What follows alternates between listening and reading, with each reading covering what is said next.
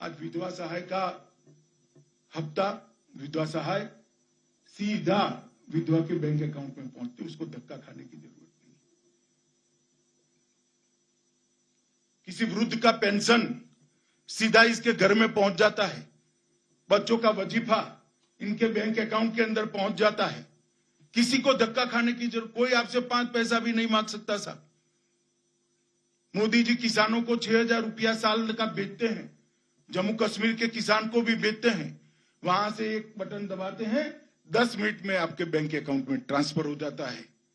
मैं जम्मू कश्मीर के युवाओं को पूछना चाहता हूं, इस प्रकार की व्यवस्था क्या अभी हमने कभी सोची थी? 5 अगस्त 2019 के पहले संभव था क्या?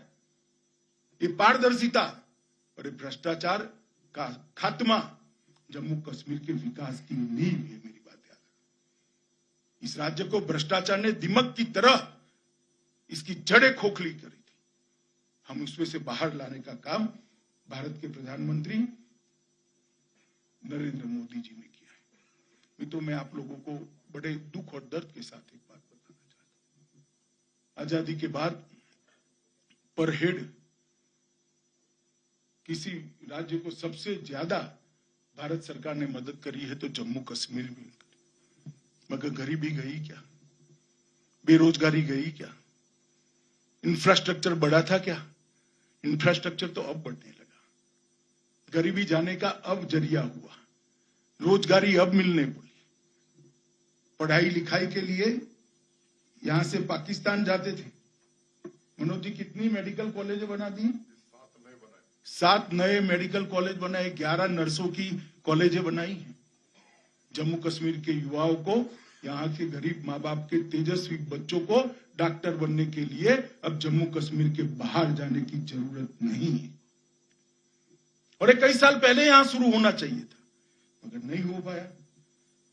मित्रों, एक दावा था कि आतंकवाद बढ़ जाएगा।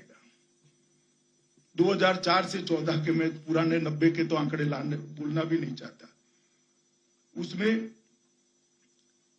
2081 नागरिकों का मृत्यु हुआ था, प्रतिवर्ष 208। और 14 से 21 अब तक प्रतिवर्ष 30 लोगों की मृत्यु हुई। आतंकवाद कम हुआ है, पथराव अदृश्य हो गया है। और मैं आपको विश्वास दिलाना चाहता हूं, जम्मू कश्मीर की शांति को जो लोग खलल पहुंचाना चाहते हैं, हम उनके साथ सख्ती से निपटेंगे। ये जो विकास की यात्रा शुरू हुई है, इसमें कोई भी रोड़ा नहीं डाल पाएगा। ये हमारा कमिटमेंट है और हम इसी रास्ते पर आगे बढ़ेंगे।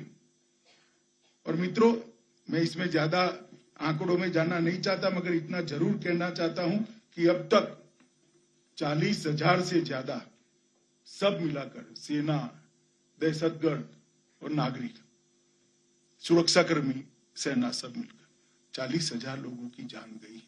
इसे हमें खत्म करना है या नहीं करना है?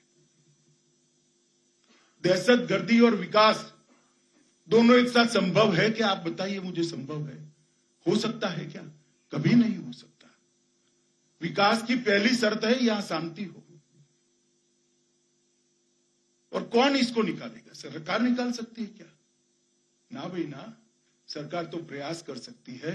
दहशतगर्दी को निकालने का काम मेरे यूथ क्लब के आज मेरे सामने उपस्थित 45,000 युवाओं ने करना है, आप लोगों ने करना है। आप लोगों ने शांति और विकास का दूत बनकर समग्र जम्मू कश्मीर के युवाओं में संदेश लेकर जाना है कि ये रास्ता नहीं है हमारे जीवन को आगे बढ़ाने का, ये रास्ता हो ही नहीं सकता। और पाकिस्तान की बात करने वालों को मैं कई जवाब दे सकता हूं, मगर मैं वो जवाब देने यहां नहीं आया। मैं तो मेरे युवा भाई बहनों के साथ बात करने आया। मैं आपको पूछना चाहता हूं, पास में ही पाक ऑक्यूपाई कश्मीर है। हमें तो अभी जम्मू कश्मीर में जो विकास है इससे संतोष नहीं है, परंतु अभी भी यहां का जम्मू कश्मीर और पाक ऑक्यूपाई जम्मू कश्मीर का एक बार तुलना कर देना, क्या मिला? गरीबी के अलावे क्या मिला? अंधेरे के अलावे क्या मिला? धुएं के अलावे क्या मिला? आज भी घर में लकड़ियां और टहनियां जलाकर खाना पकाया जा रहा है।